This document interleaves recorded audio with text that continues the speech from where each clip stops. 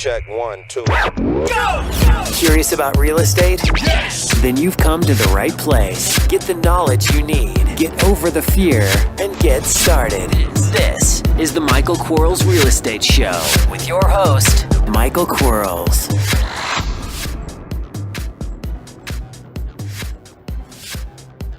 Hello, everybody. Michael Quarles with Podcast 45. Here we go with the 5 questions of the day. And remember, to get your question asked and answered, send it to support@bsffacademy.com. One more time, support@bsffacademy.com. Here we go. Question number 1. What is the most effective way to connect with sellers who have always done repairs or improvements themselves? I'm thinking the question's asking when you go in and you see something that's wrong with the house and you say, well, it's okay, we can fix that. And the seller says, oh no, I'm a contractor, I can take care of that. I actually had this one occasion, get this folks, a contractor house, so it's a contractor, at least he said he was. I didn't look at his license. He might have been a contractor, maybe he got his license out of a Cracker Jack box or something. But he said he was a contractor. I was in his house. He wanted to sell me his house. We were walking the house. We walked into the kitchen, and the kitchen ceiling was falling down. The kitchen ceiling. And then there was insulation. You could see it rolling down the sheetrock. And it's in the kitchen. And I looked up there, and I said, don't worry, we'll take care of it. He says, oh, I'm a contractor. I can fix it. I didn't laugh at him out loudly. I laughed at him silently. Because if he could fix it, unless he just liked the taste of insulation on his macaroni and cheese, he would have fixed it. But we bought the house, made a good price on it, and made some money. So I guess if that's the question, how do you solve for that? People would fix things if they could. You know, there's an old adage that the mechanic never works on his own car kind of stuff. And fall forward, buy a house. Question number 2. Mr. Investor had a seller who told him that she just doesn't trust anyone because she had bad experience with realtors. She was a bit tough to deal with going into the negotiation. How do you negotiate with sellers that are untrusting and a bit antagonistic differently than sellers that are very easygoing? Well, if you have someone who's antagonistic, can't you just be antagonistic back? Because that's their antagonistic style is their normal. So you have to mimic them. So if they're belligerent, well, you don't want to call them names, but you can be belligerent and antagonistic. I asked this guy, get this, folks.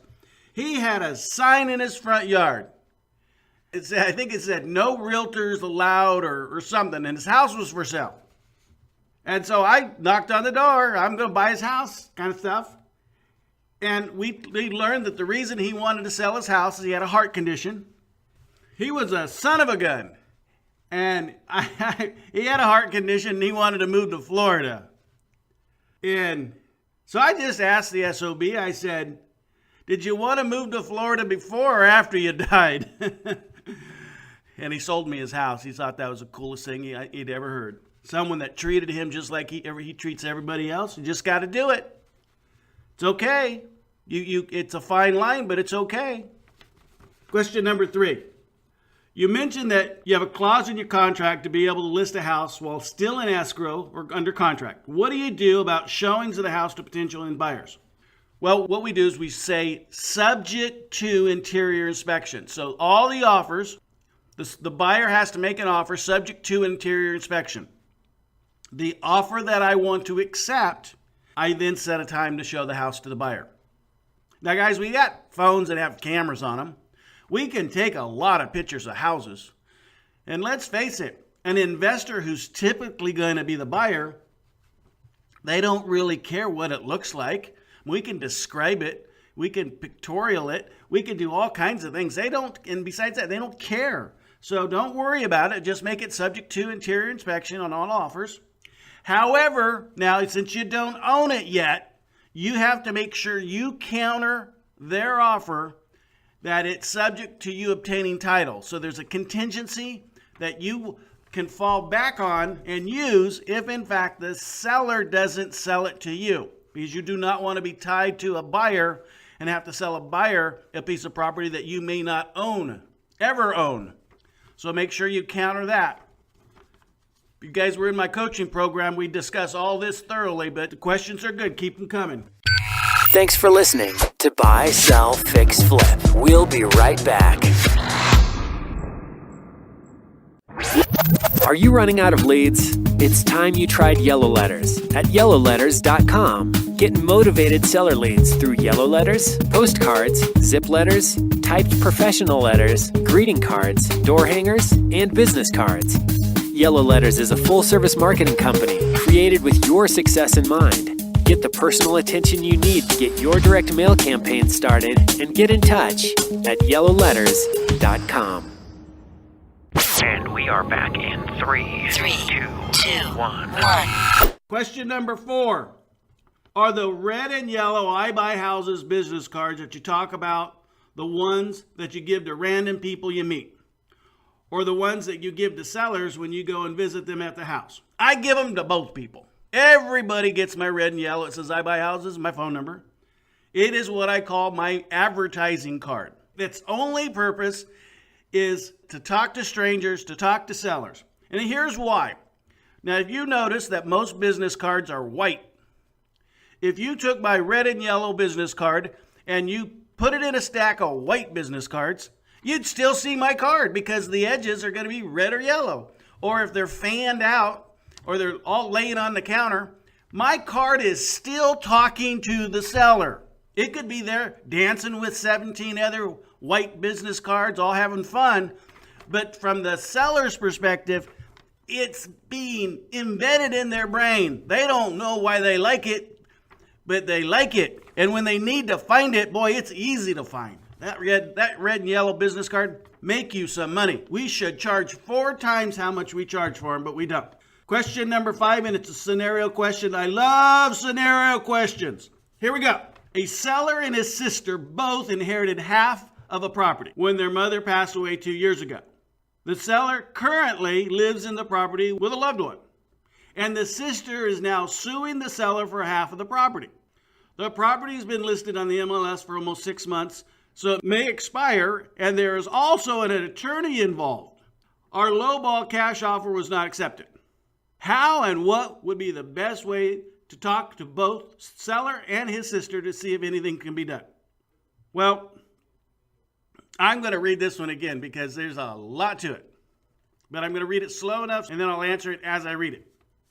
A seller and his sister both inherited half of a property when their mother passed away 2 years ago.